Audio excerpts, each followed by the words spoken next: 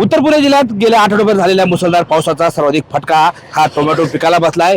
जोरदार झालेल्या पावसाच्या फटक्याने टोमॅटो पीक कुठेतरी सडलंय आणि हे सडलेले टोमॅटो किंवा खराब झालेल्या टोमॅटोला बाजारामध्ये बाजारभाव मिळत नाहीये। त्यामुळे पाऊस उघडला, आता शेतकरी आपल्या शेतातील टोमॅटो तोडता येतात। मात्र शेतात तोडलेले टोमॅटो हे ते मार्केटमध्ये गेल्यानंतर ज्या टोमॅटोला पावसाचा फटका बसलाय आणि पावसामुळे जी टोमॅटो खराब झाल्यात अशा टोमॅटोला बाजार मिळत नाहीये। त्यामुळे कुठेतरी शेतकऱ्यांवरती आता ही टोमॅटो रस्त्यावरती फेकून देण्याची वेळ आली आहे। आपण आता जुन्नर तालुक्यातील अष्टविनायक महामार्गावरील ओझर परिसरामध्ये आहेत। आपण पाहू शकताय या ठिकाणी ही एक गाडी आहे आणि हे शेतकरी आहेत। या शेतकऱ्यांनी जे आहे आपल्या शेतातील टोमॅटो तोडून या ठिकाणी नारायणगाव येथील बाजार समितीमध्ये नेले होते। मात्र जो चांगला माल आहे त्या चांगल्या मालाला या ठिकाणी विक्री केली गेली आहे, त्यालाही बाजारभाव कमी मिळाला आहे। तर ज्या मालाला पावसाचा फटका बसलाय, पावसामुळे जे टोमॅटो खराब झालेत त्या टोमॅटोला मात्र व्यापाऱ्यांनी हे टोमॅटो खरेदी करण्यास मनाई केली आहे। शेतकऱ्यांचा हा माल विकला गेला नाहीये, त्यामुळे कुठेतरी हा माल आता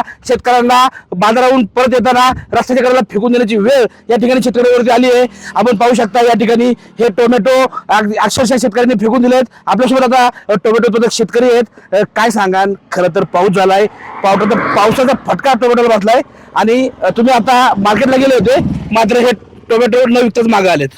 टोमॅटो 4-5 दिवस पाऊस असल्यामुळे टमाट्याला आला चिरटा, त्यामुळे टोमॅटो मार्केट हे खाली झालेलं आहे।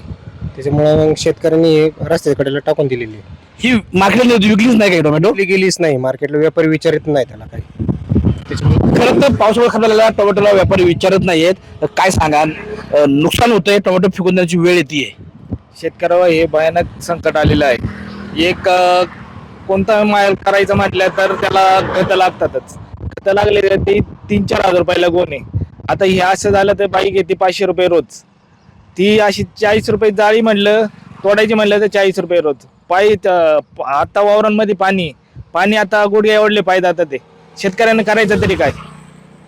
खरं तर आपण पाहिलं या ठिकाणी खतांच्या किमती वाढल्यात, त्याचबरोबर मजुरीचे दर वाढलेत, त्यामुळे शेतकऱ्यांचं उत्पादन खर्च कुठेतरी वाढतोय आणि अशा परिस्थितीमध्ये पावसाचा फटका या ठिकाणी टोमॅटो शेतीला बसलाय आणि त्यामुळे खराब झालेले टोमॅटो जे आहेत ते विकली जात नाहीयेत। बाजारामधून टोमॅटो माघारी येत आहेत आणि माघार आलेले टोमॅटो शेतकऱ्यांना रस्त्याच्या कडेला फेकून देण्याची वेळ या ठिकाणी शेतकऱ्यांवर आलेली पाहायला मिळत आहे। सचिन तोडकर, न्यूज 18 मराठी, जुन्नर, पुणे।